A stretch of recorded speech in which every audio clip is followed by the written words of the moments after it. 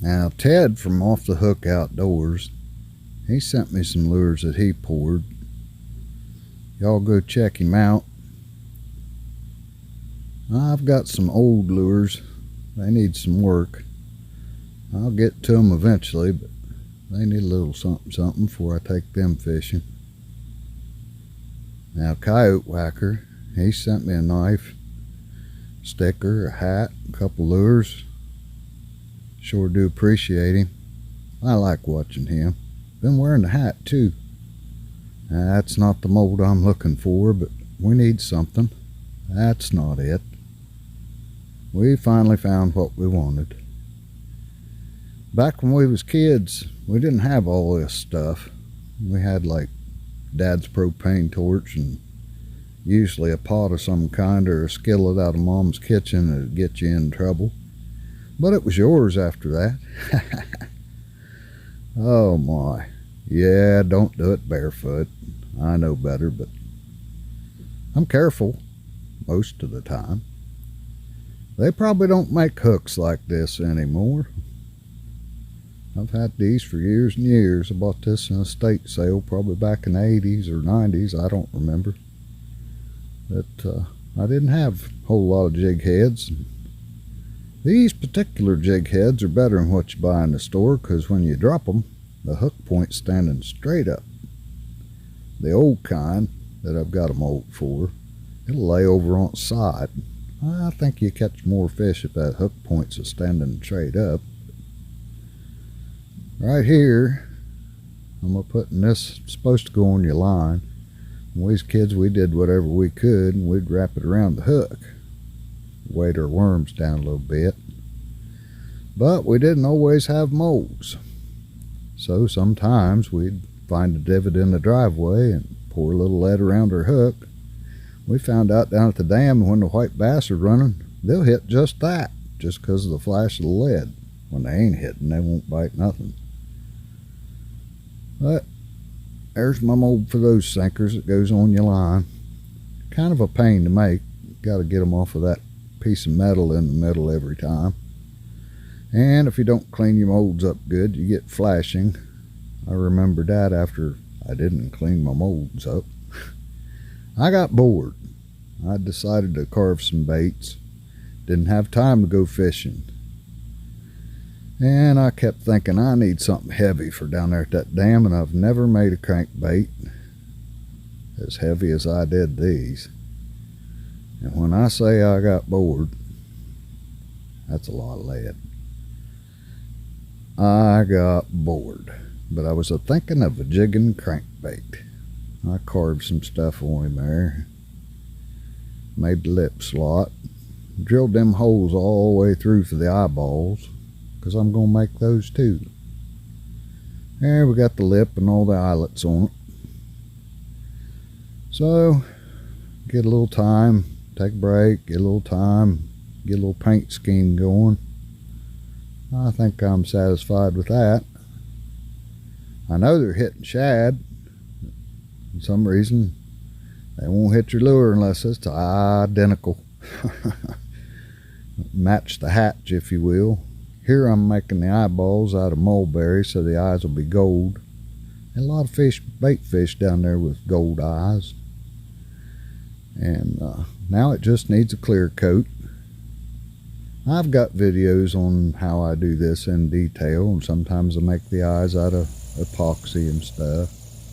I put red hooks on it. Maybe that was a mistake. You just never know what they want down there when they're not a biting good. There, we got some clear coat on there. There's Richie. My little buddy follows me everywhere I go. But, I don't know. Think it'll catch fish? I think it will. And when I say I got bored, there's another one. There's another one. And mulberry eyes again. I put a lot of weight in it. I mean a lot of weight. That's a 3/4 ounce sinker with the head cut off, and I put more weight than that. Now this one here, I took a 22 empty shell and stamped out some tinfoil and put backing in the eyes and made them out of epoxy. Turned out pretty good. Makes it look like the pupils are following you. But this lure wound up not working too good, so I'm going to have to change it. That's all right. I know how to fix it. Then we went fishing.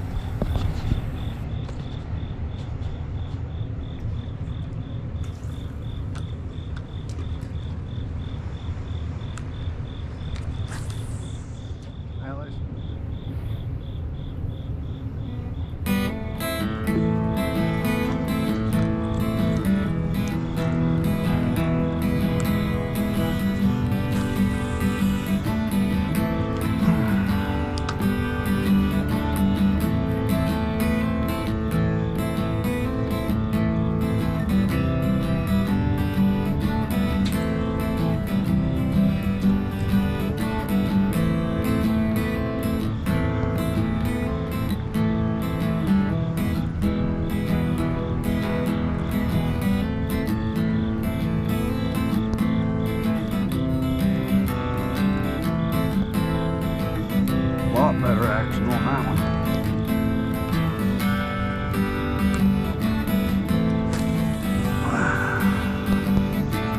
This one here is not working quite right. I'm gonna put a swivel on it.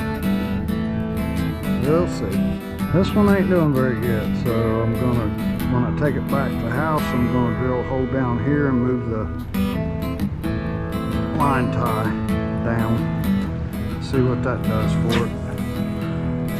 About to give up. Seen some bait breaking, seen some stripers breaking, but not very much.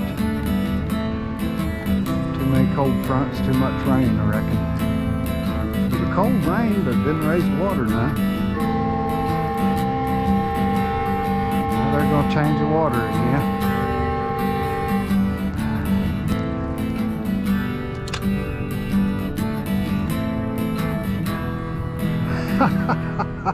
I got the camera on and it quit. Maybe I should quit turning it on.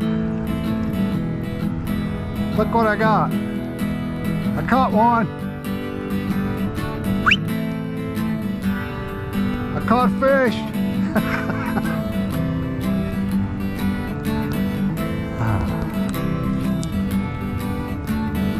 I put a spoon on because they've been breaking sporadically, but right there's what they're biting. You'd think I'd have caught one on them lures. They was a busting right at our feet. I was tying on. Wow.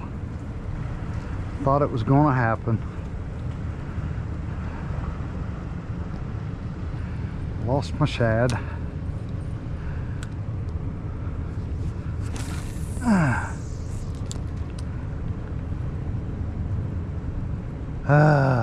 Maybe I'll try a rattle trap.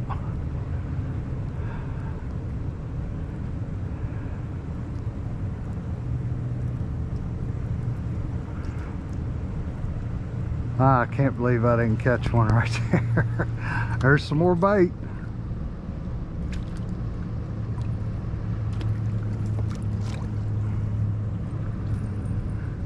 Net's up in the truck. I think it's a white bass.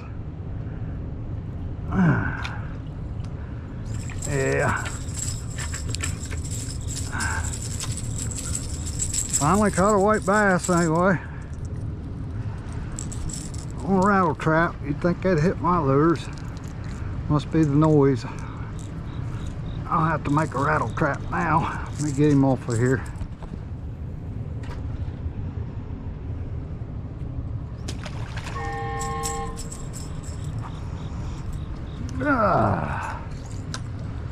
They fight like they're smallmouth.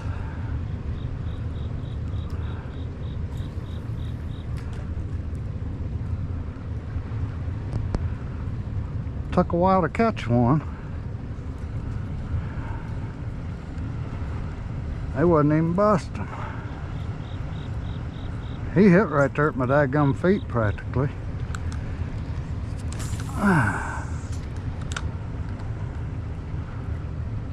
Come down here with a big old rod to cast 100 yards and they're kicking off at our feet. When they do,